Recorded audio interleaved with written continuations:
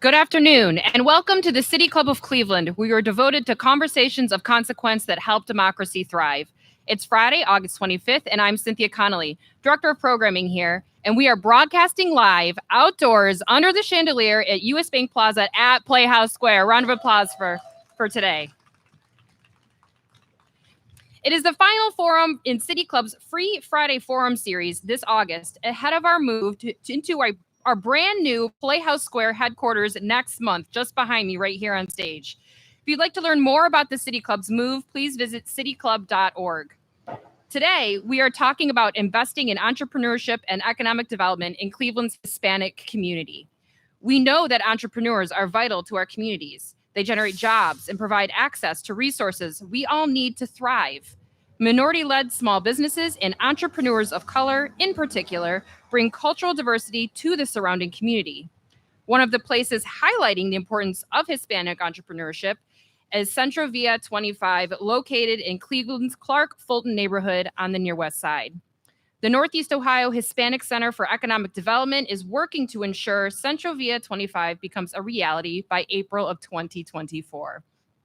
Here with me today is Janice Contreras, the Executive Director of the Northeast Ohio Hispanic Center for Economic Development, an established leader in small business and community development, as well as healthcare and nonprofit management. Janice is a driving force in the revitalization of Cleveland's Clark Fulton neighborhood, La Villa Hispana, and the future home of CentroVilla25.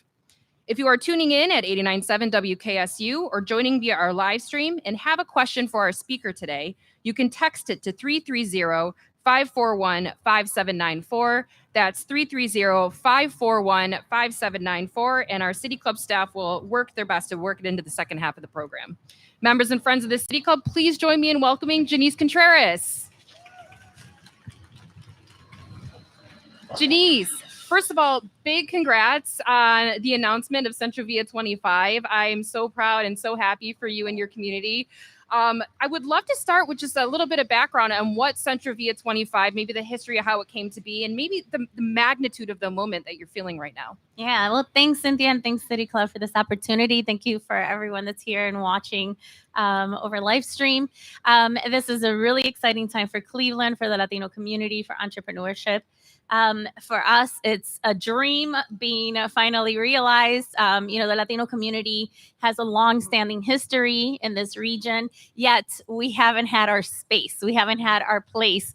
And so it's really, CentroVilla is the first physical manifestation of generations and decades of work. And so the excitement for our community is huge. We had the opportunity a couple of weeks ago to celebrate the groundbreaking. I've been to many groundbreakings. I've never seen over 300 people in one building in the middle of July, super hot. But I think that's just a testament of the excitement that the community has around finally having a place where community can happen. Obviously, we're in the heart of the Clark Fulton neighborhood. It's a neighborhood that has the largest density of Latino residents in the state of Ohio. Yet the neighborhood on its physical development side, right, you don't see that. You drive down Clark and West 25th and Store Avenue, and I could tell you this amazing story of the vibrant community and businesses and residents that are part of the fabric of this neighborhood, but nothing from its physicality tells you that. And so it's really important for the neighborhood to finally get the attention it merits, but more importantly, the investment and needs for community to really happen. And again, CentroVilla is kind of like the first of hopefully many other projects and development and growth that we see, but still true and authentic to the folks that live here, right? Yeah. So oftentimes in development, right, you redevelop a neighborhood, but unfortunately the poor people have to move out, and the people that move in are kind of break the fabric of what it was in its first place. And so what happens when you do community development with the people along to change the conditions of that neighborhood and give them opportunity in the process? Yeah, absolutely. What did it take to get CentroVilla25 to reality? I know it was a very long process. I know Councilwoman Jasmine Santana had a large hand in helping this as well. What did it take to make this a reality? Yeah, so for me specifically, again, there's been folks that have been working on this forever, but it's been 10 years. It's been a decade in the making, right? And it's changed in its form throughout, but very consistent, always about being a place for entrepreneurship, a place for community. That's been at the heart of it. And so, the difference is I am not, I would have never called myself a developer. Now I could call myself a developer. But it was really learning how these projects get done, right? How do you get government support? How do you learn about tax credits? It's complicated. And unfortunately, there's only a small group of individuals that understand the complexities or have the resources to spend the time to kind of crack that nut, right? And figure out how do you get that done. And so I think that's what took the longest, was really figuring out the structure, figuring out how to build a team. But one thing that we knew that was important is that if we were going to redevelop this neighborhood, it needed to be by the people and for the people, right? Mm-hmm. That we did not want to hire a private developer to develop. It probably would have gotten done a lot faster had we just hired a developer and had done it for us. But I think the learning and the lesson and the grit that has come along with us doing it ourselves makes for a better product, as far as the real estate itself. But more importantly, we could do it again, right? Yeah. The first time is always the hardest, but it's like, all right, now that we're getting CentroVilla now, what does the community need next? And so we're starting to have those conversations. Funding is always complicated, right? We also, we were doing this in the middle of a pandemic, in the middle of, a recession. And so we've had all of these external factors that have impacted our ability to do CentroVilla, that threw curveballs on our project. Honestly, we had moments that it's like, are we even going to be able to pull it off, right? And we had to have some really serious conversations with leaders on what it takes and what you need to be able to make this project happen. And, it wasn't easy. It was messy. But ultimately, I think we've gotten a lot of leaders from a lot of different sectors: government, corporate, nonprofit, community advocates, to really say CentroVilla needs to happen. And that is really the rising tide that's making this project eventually come to fruition. And I think what makes CentroVilla25 so extraordinary is that, we see this development rooted in culture, right? Culture is the anchor of what we're seeing here in CentroVilla. I know you said La Placita is this weekend, correct? Which is an incredible, community-driven event. Highly recommend people check that out down in Clark Fulton. But using culture as an anchor. I remember, when we were seeing the development in Ohio City around the West Side Market Centennial, really spurring a lot of economic development down in Ohio City in that market district. How is the Hispanic Chamber of Commerce and other entrepreneurs using that culture as the anchor to really spur that development on 25th? Yeah, so we have to lead with culture, right?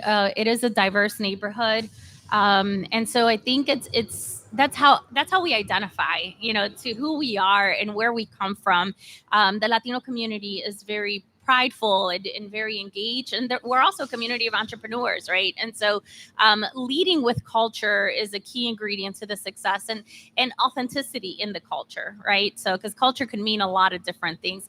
For us, it's very specifically to ethnicity and where you come from or what you consider home, right? And so I think that has been the base for us. In the Latino community, we cook with sofrito, right? And you have to have sofrito as your base. And so our base for CentroVilla has been culture. And then how do you use that to elevate a community, right? That's disenfranchised, that's disengaged, that can't access resources, and build upon that. And so that's really the heart of CentroVilla, is saying we need to develop this neighborhood. We need to create opportunities, but we need to do it in a way that's authentic to who we are. That anybody that comes to CentroVilla could find a little piece of home, mm-hmm. right? It could be a fruit. It could be a music. It could be art. It could be a religious expression. Really want to create a space that's welcoming for all and not prescriptive to one specific group. Yeah, and let's talk a little bit about the branding we're seeing coming out of CentroVilla25. We see a lot of kind of branding, pop up in different pockets of neighborhoods. Hingetown comes to mind, Gordon Square, the Market District, which I mentioned earlier. These aren't necessarily neighborhoods, but they're districts within, Clark Fulton or Ohio City or Detroit Shoreway. Where did La Vie Hispana come from? What was the origin of that? And why have some districts been really quick to latch onto this branding and others not so much? Yeah. So the CentroVilla concept was birthed in the 1980s, actually, as a resolution of conventions that our community has held to really plan strategies. And a lot of the organizations that have started within the Latino community, like the Spanish American Committee, Esperanza, a lot of these things happen through resolutions. It's really a community process on what does our community need next. And so La Villa Hispana was around community and economic development. So that's where we first hear the name. There are feasibility studies from the city that use La Villa Hispana. Fast forward, a lot of those projects, unfortunately, didn't come to fruition. But about 10 years ago, there was a lot of conversation around doing a transit-oriented study on the West 25th corridor. And there was a lot of planning that was happening, but it was missing the fact that it was the heart of the Latino community. And so I think that's where Latino leadership organized and say, wait a minute, we're here, and if there is a planning process that's being done, we have to be a part of it. And so when they say, okay, what is that? We called it La Villa Hispana because that was just the name that was familiar to us, honestly. And so that's really kind of the rebirth of La Villa Hispana. Whether we stick with La Villa Hispana or we choose a different name, I think we all could agree, and I say this a lot, so if you've heard me speak, you've heard this, Clark and Fulton were probably really nice guys, but they say nothing about our neighborhood, right? It's not reflective of the fabric of what we are. And so La Villa Hispana has become that name of knowing, hey, you are in a Hispanic ethnic enclave, and it should be promoted and it should be celebrated. Why have other neighborhoods, taken off quicker than others? I think it's resources, right? Having the money. If I had the money to run the signs and do a whole marketing campaign, like my colleagues at Hingetown or other neighborhoods, we would have done that. But unfortunately, you have a nonprofit organization that already has a heavy lifting on our own mission and our core work every day, taking on an enormous transformative project that otherwise wouldn't have gotten done. And so I think the resources and the who has the resources and who doesn't makes a difference specifically in that area. And I think you draw a really good point about representation and inclusion. You talk about the planning process for the 25th corridor, which we will definitely touch on a little bit later. But, that representation inclusion is so important. And also having leadership and people in positions of leadership. We just had our first Latina councilwoman elected just, a couple of years ago, Councilwoman Jasmine Santana. Where else are we missing key leadership and opportunities in the city, in the philanthropic network, the nonprofit network? I mean, where would you like to see more support in lifting up these leaders? Yeah. Honestly, in every layer, I would say there needs to be Hispanic representation. And I think for a long time, folks are like, well, we don't know where the Hispanics are. We don't know if they're out there, right? We have an amazing effort that's being done by Marcia Moreno, which is 100 Latinos to know. And that came out of her own frustration on corporate partners or nonprofits or boards coming and asking her, one, but also saying that there aren't none, right? So every year she's giving you 100 to pull from. And I think they're on their third cohort of Latino leaders. So again, recognizing that there is a vibrant Latino community of new leaders, old leaders, and everything in between that are ready to serve and ready to step into these roles. Our community, again, has a long history. We have folks that are degreed. We have folks in just every industry, but it's really having that opportunity and looking around the table and recognizing how diversity is lacking in many boards, many C-suites, right here in our own backyard. We don't have to go very far. I mean, with the 100 leaders you need to know, I think we're at 300 now, like you said, with Marcia Moreno's work. Have you been seeing a shift since those efforts and getting more Latinos in positions of leadership to help, advocate on behalf of, say, CentroVilla25 or La Villa Hispana and other, upcoming investment opportunities? Yeah, I mean, qualitatively on my end, definitely. I'm getting to meet a lot of Latinos that I didn't know, right? And so I know it's a resource that I use on who do I need to engage, who do I need to know, as well as one that others should. So I hope that we're starting to see people tap into Marcia as a resource. And I'm sure there's hundreds of others that we still haven't identified or still not part of that. So I encourage everyone, whatever space you sit in, to really figure out how do you connect and engage. For too long, leadership in Cleveland has been very black and white, and so I think that doesn't work anymore. I think we miss an opportunity for diversity in thoughts and leaderships and style that we are all better for once we achieve that inclusion. Yeah. When we think about those who are non-Hispanic, what does an engaged, corporate support look like from those who are, leading, who are not Hispanic, who want to support? What does that engagement look like? Yeah. So it starts with learning, right? Just learning and understanding the community, taking the time, right, to be able to contribute and engage in a meaningful way. We get that every corporate partner, every government entity, every whatever sector you're from, we all have goals, we all have limited budgets, we all have a ton of work, but really leaning in on what is the community interested in, what are their pain points, and how can you connect the dots in a meaningful way? Because more than often, we're going to have more things in common that we don't. And so I think it's that meaningful engagement. Yes, we love to get checks. Yes, we need resources. But beyond that, we need thought partners. We need advocates. We need champions, specifically in all these places where we don't have representation. And until we get the right representation, we need the voices of others to help lift, whether it's the Latino community, whether it's any other minority community. Yeah. When looking at the work that went in, 10 years, a decade worth of work for CentroVilla25 in La Villa Hispana, what were some of the barriers that you saw doing in this work, and ways that your organization has overcome those barriers? And what are some of the really good things that you're seeing happening right now that makes your job a little bit easier as a leader in the community?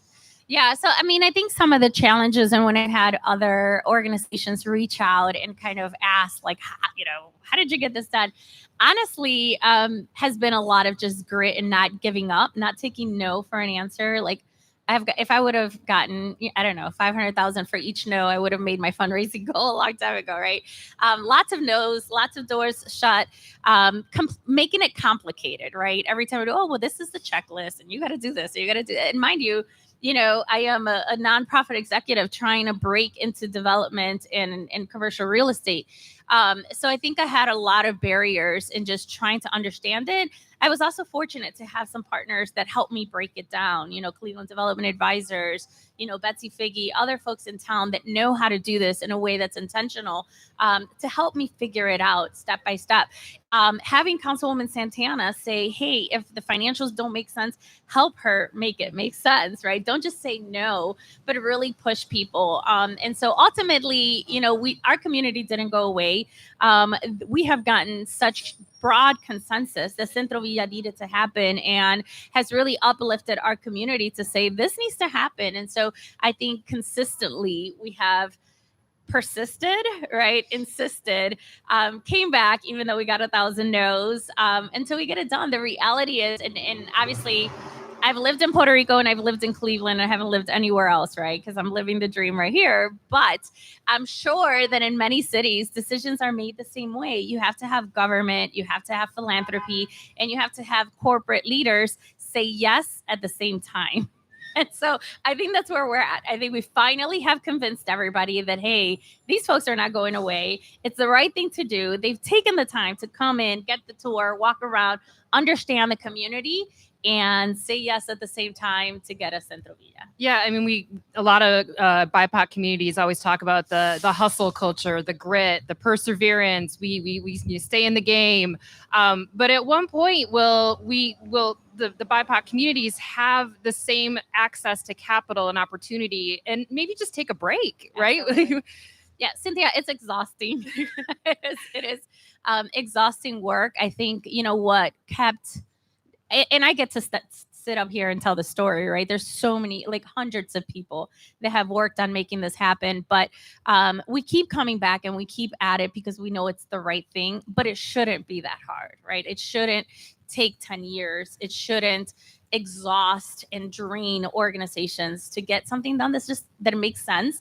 I think the other piece for us is we knew it had to make financial sense. We knew we needed a business case. And so we really did our homework, and it was very difficult to see other projects that were half-baked get the funding with no problem. They just got their permitting, got everything done. And here we are, doing our homework, I felt like I was running a political campaign, right? Yeah. I read the book. I said, all right, how do you win a campaign? And I ran out there and tried to do it. And it was still hard, right? So I think it's just that recognizing that development in our city needs to look different, that it needs to represent the people it's intended for. And that we need to create a more supportive environment so that can occur. Let's talk a little about immigrant contributions here in Cleveland. Global Cleveland, a great friend of the City Club, they said that immigrants and refugees are twice as likely as native born to become entrepreneurs. and nearly 1/5 of immigrants aged 27 years or older in the Cleveland metro area have a graduate or professional degree. That is a great deal of talent and brain gain, if you will, coming to Northeast Ohio. Are we seeing more growth and support for immigrant entrepreneurship, particularly through CentroVilla and La Via Hispana?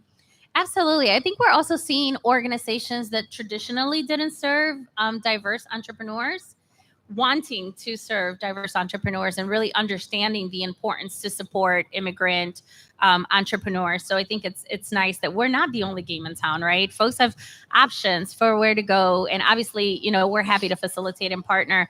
We're a small business development center, and we see over 1,000 clients a year. That's a lot for a tiny organization, and that has been since COVID. Prior to COVID, we were about 400 business clients a year.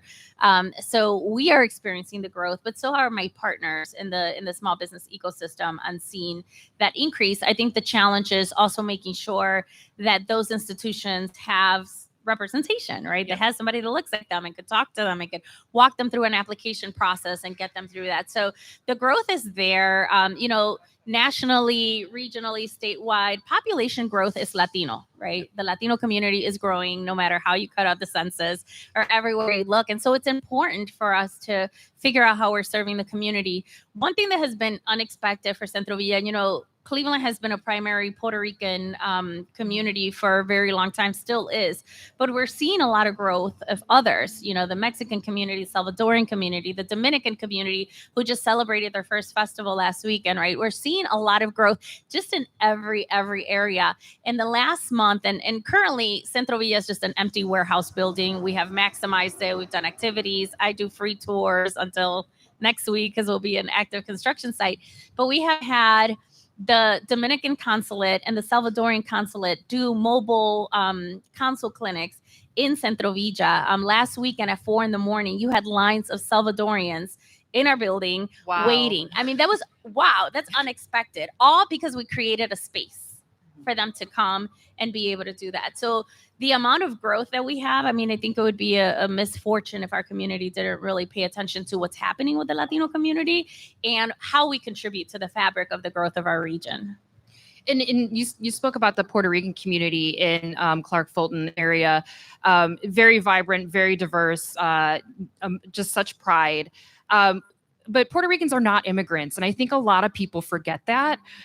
What is the difference in approach to entrepreneurship for the Puerto Rican community, and what obstacles and opportunities are you seeing them face right now? Yeah, obviously, I think the Puerto Rican entrepreneurs have the benefit that we're U.S. citizens, right? And so we're eligible for all of the federal programming, whereas when we have immigrant entrepreneurs, there might be additional hurdles that we need to, especially when it comes to access to capital and other opportunities. So I think that's primarily the challenge. But on the flip side, sometimes the grit and the, folks come here regardless of how they got to Northeast Ohio with a passion and sweat equity. And that's the business plan, right? Mm-hmm. That's it. And so we're really starting from that base on helping them grow and make their dream come true. And so our community is some of the hardest working people that I know. Obviously, I'm biased because that's the space I'm in all the time. But just they could do so much with so little. We talk about innovation. There's nothing like poverty to teach you how to be innovative, right? We have to get creative. We have to get thrifty. And so what happens if we flip that around and provided an opportunity to our business clients to be innovative, but resource them, right? Resource them instead of living in the space of scarcity, of constant scarcity, that then is a trauma factor altogether. And all the innovation that will come from being able to be given that space to be more strategic and forward thinking instead of living in the moment and now. That's absolutely. So you are now a real estate owner. You had mentioned that earlier. You are now a developer. What does that mean for you personally, and as well as for your community, having being a developer in the area now? Yeah, so now it's the question on what do we do next, right? CentroVilla can be a one-hit wonder. How do we use everything that we've learned? We've made a lot of mistakes, right, in that learning curve. And so, and we've had a lot of successes on how to win. And so how do we transfer that knowledge to others, right? How do we have more developers and project owners in our community that look like us, right? So I think that's really the next step. What else do we need in our neighborhood? We're having strategic conversations with the councilwoman and the leadership on what's next. What else, do we do, and how do we ride on the tails of CentroVilla?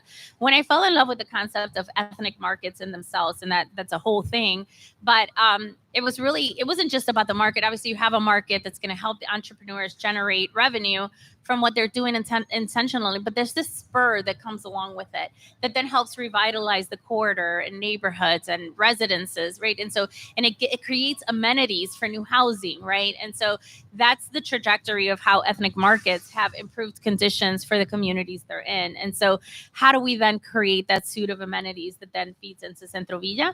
And how do we get the businesses that are within CentroVilla to not just sell their goods and make an income, but really generate wealth, whether that's moving outside of CentroVilla or opening somewhere else? And then how do we also transfer? Obviously, CentroVilla will be very retail focused, very food focused. We're going with what we know and what our community does very well, but how do we transfer that into smart manufacturing, innovation, green energy, all of these other spaces it doesn't stop. This is actually our starting point of how we start getting our community and our entrepreneurs penetrating in all these areas of opportunity. Yeah, absolutely. And when we look at the challenges that you're facing in economic development in La Villa Hispana and the Clark Fulton neighborhood, are you finding things becoming a lot more manageable now that you've got your foot in the door, you're in the game? No. What I am finding now that people are recognizing CentroVilla and recognizing the work, and so it makes it a little easier. So I know who to call it the city. I know who to call it the county. And so I think figuring out how to penetrate in spaces that before I had no idea, I think it's easier. And so that's why the knowledge transfer is important. How do I teach others to know how to navigate through these complicated systems, I think becomes an important piece of the work. So I think the reality is a lot of folks didn't think we were going to pull it off, right? Lots of people didn't think they were going to do it, or the dream was too big, or it was too ambitious, or it's a nonprofit, or, whatever reasons. Now that we're doing it, people were like, oh, it's happening, right? And so I think there's a renewed sense of excitement. And that's in multiple levels. That goes from like the residents in the neighborhood, that before we try to do planning sessions and it's like, oh, what do you think it's going to look like? They didn't even dare dream and imagine because they thought they were going to be disappointed, right? Now that they're actually seeing it and know that it could be, it's opening up opportunities that before we didn't have to leadership, right? So I hope that this is opening again the doors to opportunity for more developers, more organizations that have aspired to have a building, to create a space. I mean, you can't have community without space, right? Clark Fulton doesn't have green space. We don't have a plaza. We can't gather. I used to tell people all the time, if you want to host an event and come to Clark Fulton, I have bars and I have churches, and that was it, right? And you can have an excuse to either one of those, but creating spaces that are neutral, that just allows community to happen. I think we haven't even dreamt of all the possibilities of what CentroVilla will do in this neighborhood. Oh, that's really exciting. When we talk about the West 25th corridor plan, I know there was some news coverage about that moving forward recently. What has your organization, what was your involvement with that? You had mentioned, getting leadership involved with that planning process. Mm-hmm. What were those conversations like? And where do you see La Villa Hispana and CentroVilla25 playing into that master plan? Yeah, so, CentroVilla is a destination place for our city, just like the West Side Market, which is on the north side of the corridor, or the Cleveland Metro Park Zoo that's on the side of the corridor. We are right in the middle of the corridor. So it's between I-90 and 71. And so our neighborhood is kind of chopped up. It's also the most narrowest part of West 25th. So I think even for our friends from RTA, there's some challenges around how we're going to get folks in and out of the corridor because it looks so different in so many plats. But we know we have prime real estate. I'm excited that we bought CentroVilla when we purchased it, because if I had to buy it now, we probably wouldn't. But we have this asset. So beyond the responsiveness of CentroVilla for the residents and the entrepreneurs it's supporting, it's a destination place. You come to Cleveland, you got to go to CentroVilla. On Saturdays, you want to take your family there, whether it's for music or buying groceries or having meetings, having flexible workspace for you to come in and be able to hold all your meetings there. So it needs to be, you know, I used to say this to Destination Cleveland for a long time, like, we need to be in your glossy magazines. And we are now, really. We've made it. We're on Destination Cleveland's magazine. But that's the idea, you know, and actually Destination Cleveland will be a placita tomorrow, really engaging with community. And so, again, it's just recognizing and embracing the diversity that this project and this community brings to the fabric of our city. Yeah, it's a very dense section of the neighborhood. You'd mentioned West 25th is at its narrowest there. It's not like you know, we're here on Euclid Avenue where it was a very large street for the traffic that was needed and able to carve out that space for the health line. Not really an option for for West 25th right there.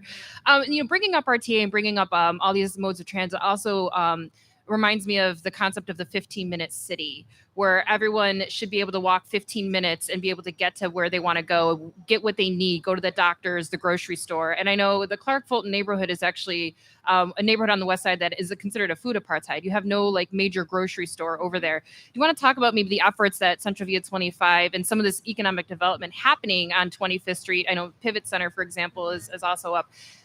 What that means for creating a holistic 15-minute city. Yeah, absolutely. So food disparities in the neighborhood was obviously one of the first things we felt like we needed to address, outside from us not having a full grocery store within the neighborhood, produce options. Then you have to also add the cultural dynamic. You know, can I get the right plátanos? Can I get the right, you know, ingredients that we need for the community? So CentroVilla will be home to a specialty grocery store. So we will have a small grocery store that will address some of those immediate needs. It's still small. It's still not addressing it in its totality, but we are able to provide some of the basics of what folks are going to need in the neighborhood, right? To, again, make their sofrito or whatever they're cooking for dinner on that given day. You know, lots of challenges with the corridor itself and just with the size, you know, walkability, being able to drive, you know, riding bikes, the different modes. I think there's had a scooter go by. Yeah, I think those are some challenges that we still need to address. You know, CentroVilla in its current state, we've gotten cars run into our building a couple of times, right? There's safety issues there because of the narrowness of the space. So it's going to require leadership and creativity from, you know, NOACA and RTA and other partners to really figure out that streetscape plan, specifically because we're going to have so many people coming into the neighborhood for that. But really addressing some immediate needs for the neighborhood. You know, the neighborhood is a food swamp, which is, we have every fast food you could imagine within a quarter of a mile, right? So really trying to provide additional options, working with Metro Health and other of our, you know, kind of food as medicine programs, and how do we incorporate that into what we're doing so that we're able to expand, because CentroVilla is just one project and it's one tiny building trying to take on the world, or at least Clark Fulton. But we will rely heavily on partnerships and collaborators to still help us solve for the challenges and the issues we have. That's really exciting. I mean, it has to start somewhere, right? Absolutely. And I feel like it has been started for a while. And I'm just really excited and proud and just cannot wait to see all the next steps and next developments that you do. I do want to turn this over for the audience Q&A. I'm Cynthia Connolly, Director of Programming at the City Club of Cleveland, and we are joined by Janice Contreras, Executive Director of the Northeast Ohio Hispanic Center for Economic Development. We're talking about investing in entrepreneurship and economic development with Cleveland's Hispanic community. We welcome questions from everyone, City Club members, guests, students, and those joining via our live stream at cityclub.org or our live radio broadcast at 89.7 WKSU Idea Stream Public Media. If you'd like to text a question for our speaker, you can text it to 330-541-5794. That's 330-541-5794, and City Club staff will try our best to work it into the program. May we have our first question, please? Yes. So we do have a text question. It says, who are the companies and foundations that are stepping up and investing and supporting this vision, and then how can we support them? Yeah, so I mean, our capital stack is really diverse. And so a lot of our banking partners have stepped up and provided support for CentroVilla. I don't want to name them all because I'm going to miss one, but you could go on our website and they're out there. So, you know, it started with government. So government sources, so city, county, state capital, federal funds. And then we layered in our foundations, Cleveland Foundation, Gun Foundation, and then we layered in our corporate partners. And that was really the strategy around going for them. So I think definitely supporting the entities that support us and support community is important. But more important is finding the ones that are not. right? Who are the others around town that haven't stepped up and haven't contributed to some of the projects happening here? I think it's equally as important. And then obviously supporting the ones that support community development and community happening. Is there a lot of individual support coming in for this work? Yeah, we have one of the things that was important for us was creating a pathway for our community to be able to also be a part and contribute. And so we created an initiative called Power 100, where we asked 100 leaders to contribute a minimum of $5,000 into the campaign. And so if we're able to do that, we would have raised $500,000 of the people and of the community. And so we have gotten enormous support. We're not at 100 yet, but definitely it's been an opportunity of saying, hey, $5,000 is a significant amount of money, but it's also doable. You know, we broke it down into, monthly payments. It's $140 a month for overtime. So we're like, that's a dinner bill or an outing with family. But it's just, super impressive and humbling to me to see people commit and put their own skin in the game. We have a lot of Power 100 people, even in the audience. I could look around and see folks that have said yes to our call to really support the project. So along with the corporate and government supporters, we have the Latino leadership and friends and allies of ours that have joined Power 100. Great. You have another question. How do you plan for the development? So we've seen in Ohio City, when you start to build some of those stakes in the ground to build economic development around those spaces, it can go at the train can take off from the station before we're really prepared. And the inclination is to often say, let's worry about that problem when we actually face it. But how do you start right now in building in some of the pieces to make sure that you manage some of that growth to maintain affordability and things like that in the community? Yeah, great question, Carrie. It really started with ownership. We knew that we needed to own it because that's a way to control it, right? So if you don't own the real estate, you can't. I couldn't develop the Clark Fulton neighborhood for a private developer or a private owner that then would see that. And so I think that's the level of intentionality of why we own the real estate, or a nonprofit in the community owns it, because we are able to make sure rents are affordable and we're able to control it in that sense. As we went through this project, we knew that market pressures are coming. Ohio City's running out of space, Tremont's running out of space. And so it's starting over. The rental rates in our neighborhood used to be super affordable. And while they still are affordable compared to other neighborhoods, they have increased dramatically. So I think there's some market pressures that we are aware of that can't fully control, but we also thought, well, maybe we could slow it down a little bit. And so I think that's the intent of now, having space on West 25th is premier, but entrepreneurs are going to have that in an affordable way. And so I think it was also a mix of having anchor tenants that could support the project while our kiosk tenants then reap some of those benefits. And so I think there were different things that we did strategically to plan for what was going to happen anyways. It's still not perfect, right? I think we're going to have to figure it out and play for it. And especially the first 3 years around rental subsidies, or, we'll have to figure out how to fix for that. But it never went past us to say, hey, this train has left the station. It's moving really quickly. And so how do we still manage, how do we manage construction costs? Anybody that's building anything, even residential, it's so expensive. So we've tried to accommodate as best as we can and plan for it.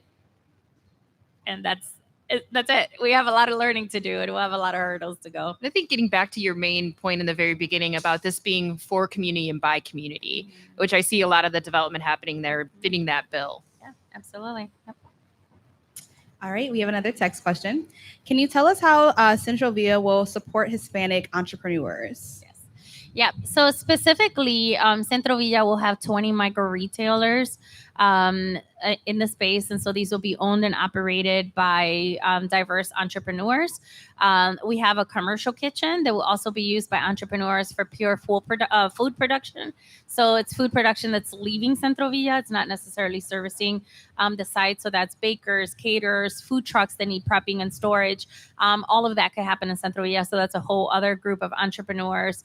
The grocery store, it's an entrepreneur, as well as events and other special things that we do. So specifically, we will support entrepreneurs that need physical space. That's kind of why we went into this. Is Clark Fulton has no space for us to plug in business owners, even if they have the best business plan possible. Nobody could afford to rehab a whole building, or there's just a lot of, vacant spaces, right? So we needed a development project. And so that's why the concept of having one big building, multiple entrepreneurs growing together. But beyond them having space there, we're providing them all the business support. So we've had letters of intent of business owners that want to be in CentroVilla.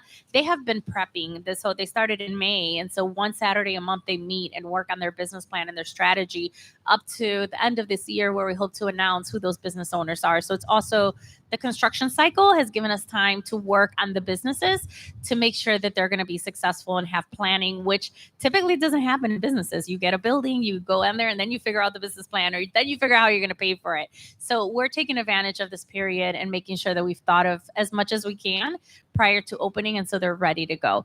Beyond that, our offices will be the Business Innovation Center. So we are collaborating with Jumpstart to bring resources for entrepreneurs. As I said, we already serve 1,000 businesses a year in our tiny office. Now we'll actually have space that's more conducive for growth and business interaction. And I think one thing that happens, entrepreneurship is a very lonely place.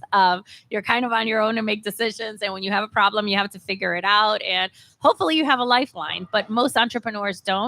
We want to create a network of a safe place that entrepreneurs could come and learn from each other. Obviously, we'll have the resources with business advisors, but sometimes talking to a peer or hearing somebody's story, we don't see each other enough because everybody's too busy working on their business. So we're hoping that the Business Innovation Center will create a space where they could have that common networking and collaboration that's very difficult in the space. What would someone expect when they walk into CentroVilla25?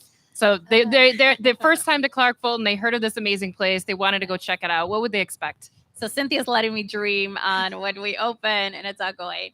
One, it's going to be super colorful.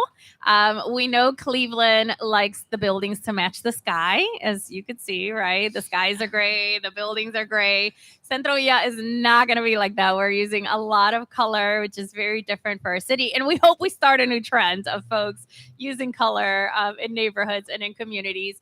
But when you walk in, it's just going to be this bright, live place where you're going to hear music. I mean, it probably will be a sensory overload for some, right? But that's kind of how Latinos are. We bring a whole lot. But really being able to find something there for you, again, whether it's coming to the Business Innovation Center, going to any of the other anchor tenants that are providing services, the grocery store, entertainment, outdoor and indoor entertainment, the ability to sit on your laptop and do nothing. One of my favorites, I love all of it, right? I'm a little biased, but actually, in the commercial kitchen, you could see inside the kitchen. So you'll actually see the production happening from just visiting the market. But being able to, Clark Fulton, there is not one place that you could sit outside like this and have a mojito or have a meeting or go for an anniversary and celebrate. And so all of these things that are amenities, again, that our neighborhood didn't have, is all things that you could expect in CentroVilla. And if you have a dream of something that we haven't mentioned, definitely bring it. Let us know, because we are all about it. Love it. We have the next question. Yeah, so we know the concept of entrepreneurship is becoming more and more popular, especially with younger generations. So I guess my question for you is, what are some resources that you would suggest for youth in particular, especially within the Hispanic community, that are interested either in entrepreneurship, have already started a business and are looking to expand or looking for funding in different ways? Connect to the resources. And I know that sounds easy and it could be challenging. Cleveland has a lot. We have a pretty robust entrepreneurship ecosystem. I think the challenge is, how do you find it, right? I think folks don't know where to go for what. Go to any one of them and we will help navigate, right? So definitely the Hispanic Business Center, the Urban League, Cleveland State, 3 small business development centers, right? Technically in our backyards, depending where you're at. But access resources, ask questions, figure out, what you need. But I think the small business development centers are supposed to be your first step, right? So we are able to then connect to, whether it's Jumpstart, whether it's access to capital, whether we're able to create a plan for you in a way that's objective and neutral. We may not always have all the answers and all the resources, but helping connect. Specific to youth, Lincoln West High School is just a block over from CentroVilla. I am a proud Lincoln West alum, by the way. I grew up on West 30th and Clark, and so this is my homecoming with CentroVilla. But really creating an opportunity. One thing that I see as a Lincoln West alum is Lincoln West doesn't have a pride shop, right? They don't have a place where you could buy everything Wolverines and Lincoln West, right? And so, but when my kids were in high school, that was, I spent thousands of dollars on getting them. So we're hoping to teach entrepreneurship. We're working with the Cleveland Cavaliers to do some internships in their team shop. Like, who else knows how to sell a brand in sports, right?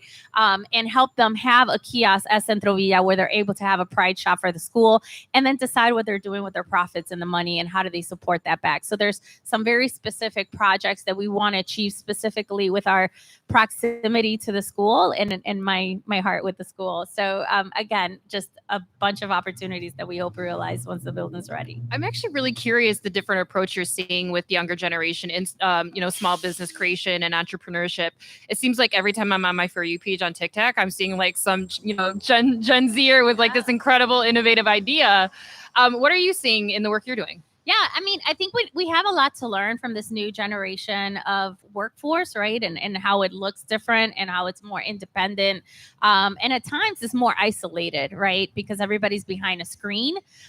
So back to the point of really creating a hub or a place where they could come and then they could crawl back to their spaces of where they're creative and where it works best. But we're seeing a lot more on the creative side of technology, of, innovation again. And more so the reason why it's important to have spaces where they could come and be resourced. A lot of the programming now, it's hybrid. You could come in if that's what you need. You could do it virtually if that's what you need. You could record it. We still have a lot to learn on how to cater to this new generation of entrepreneurs. Honestly, I talk to a lot of my peers and we're all just still trying to figure it out. But we need to be responsive to that. Doing things the way we used to do them no longer works. It's not effective. It's not the face of entrepreneurship today. And so we have to be nimble and being able to adjust to meet those needs.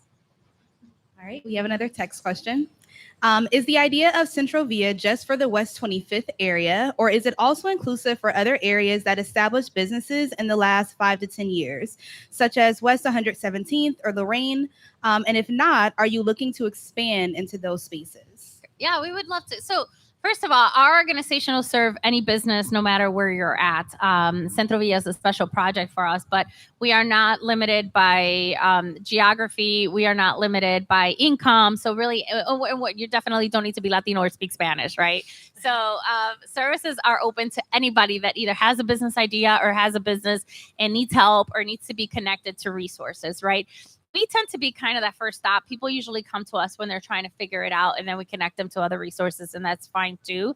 As far as we have a lot of commercial corridors in our city that need work and need help, and so we could be a partner on those. We've worked with a lot of other neighborhoods. We've worked in Collingwood. We've worked with the Troy Shoreway, with Old Brooklyn, Tremont, and their incubator program.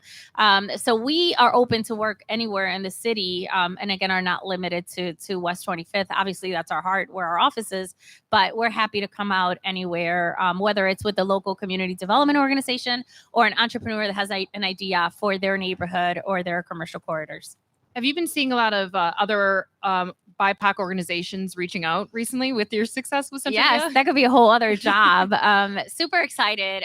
Having some really good conversations with the Asian community who, are inspired by what we're doing in the Latino community. And so, if I could share our story, if we could say, hey, this is how it was for us. If they could learn from our mistakes, that's excellent. So yes, it's happening a lot. And I think that's exactly what we want to happen. We want folks to look at CentroVilla and say, how do we recreate this in other areas and address it? And what does it look like for other communities? CentroVilla, it was our response, but for other communities, it might look very different, yet still have some of the same elements and the same struggles of what we went through.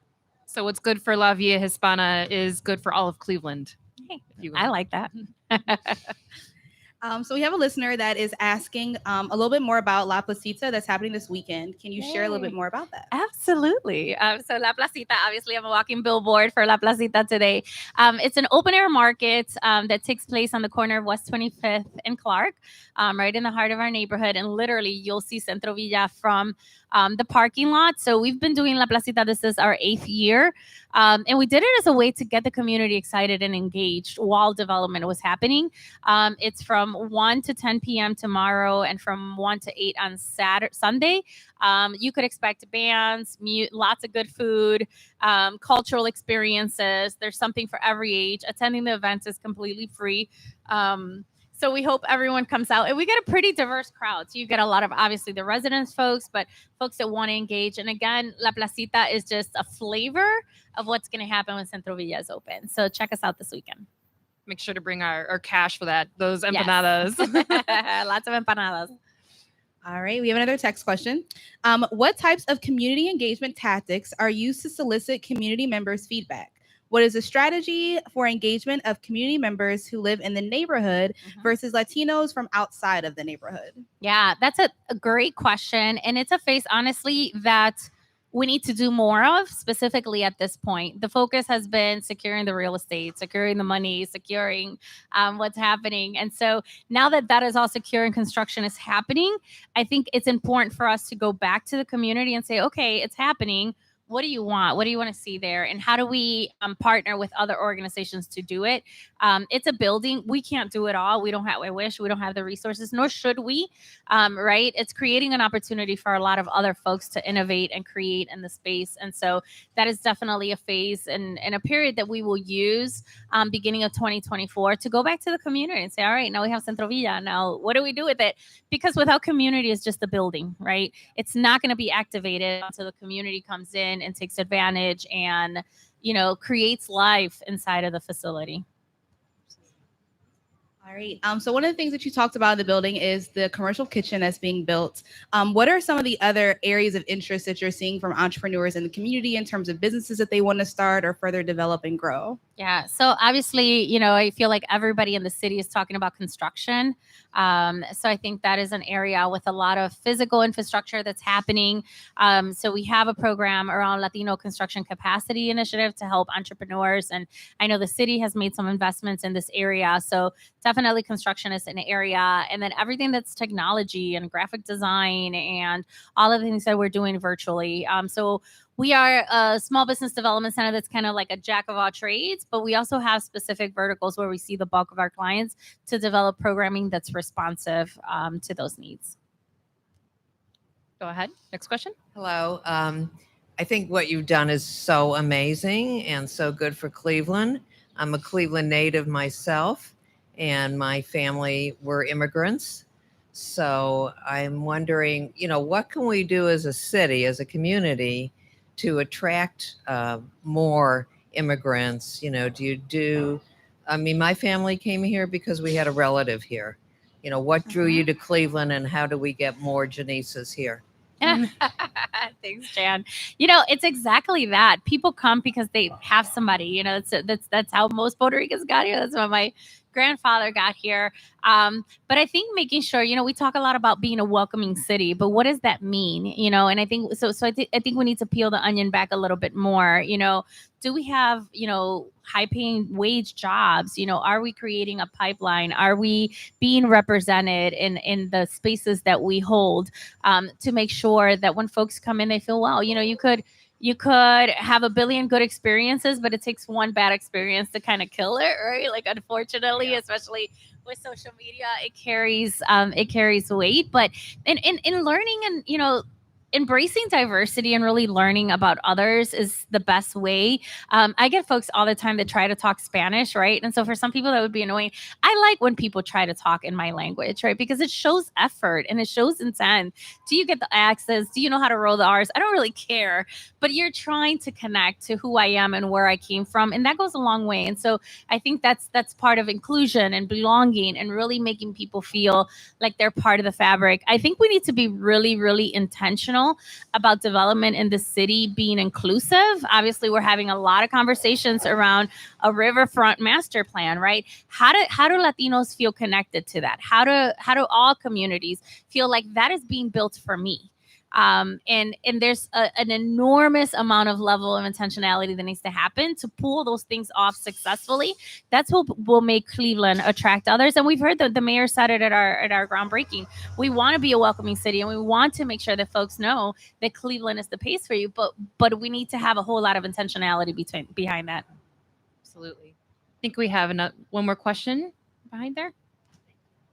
Hi, Janice. My name is Jessica Colombi. I'm the Director of Policy and Research for Cleveland City Council. And it was just such a classic Janice moment as you were driving to a meeting and talking me through the ARPA form that we had to fill out to ensure that we got some ARPA dollars to CentroVilla. And that was such a rewarding evening when we got to announce that and council passed it.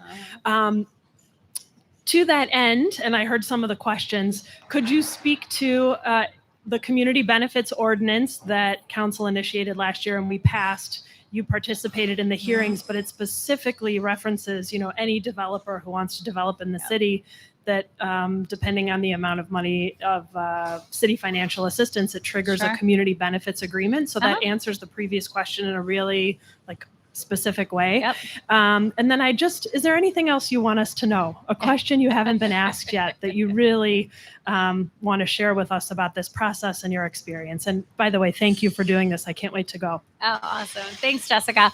Well, first of all, we are still $500,000 close of our goal, but our last biggest chunk came from the city's ARPA funding through the leadership of Councilwoman Santana and Council President Blaine Griffin. And so we are extremely grateful. And they're still trying to figure out how do they help us with the rest of it. And literally came down to CentroVilla to say, how do we figure this out, right? And that's the type of leadership we need more of because it's really what's saving this project and getting us moving. So super grateful to our city leadership and our council for that. The second piece of that, as Jessica mentioned, we're talking a lot about development and construction and such a hot topic.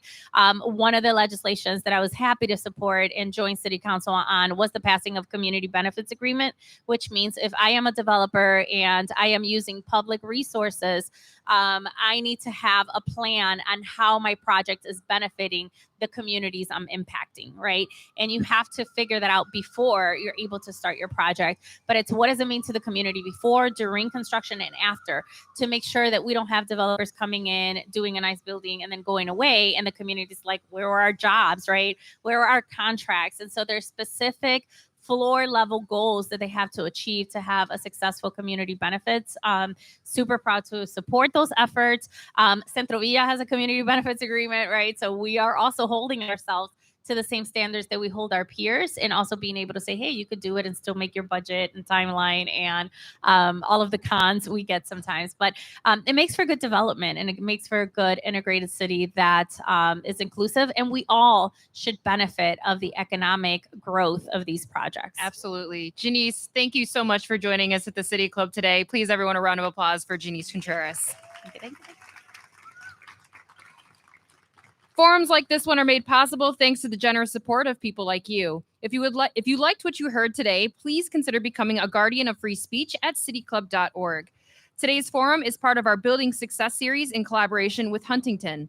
It is also part of City Club in the Community, presented in partnership with Bank of America. The City Club is also grateful for the continued support of our many community partners. Be sure to join us on Friday, September 15th in our new home in Playhouse Square. Cleveland Mayor Justin Bibb and Cincinnati Mayor Aftab Puraval will sit down for a discussion on the work of governing Ohio cities today. And then on Friday, September 29th, the City Club will host a discussion with writer Charlene Hunter-Gault, winner of this year's Anisfield Book Awards Lifetime Achievement Award. You can learn more about these forums and others at cityclub.org. And that brings us to the end of today's forum. Thank you once again to Janice Contreras, and thank you, members and friends of the City Club. I'm Cynthia Connolly, and this forum is now adjourned.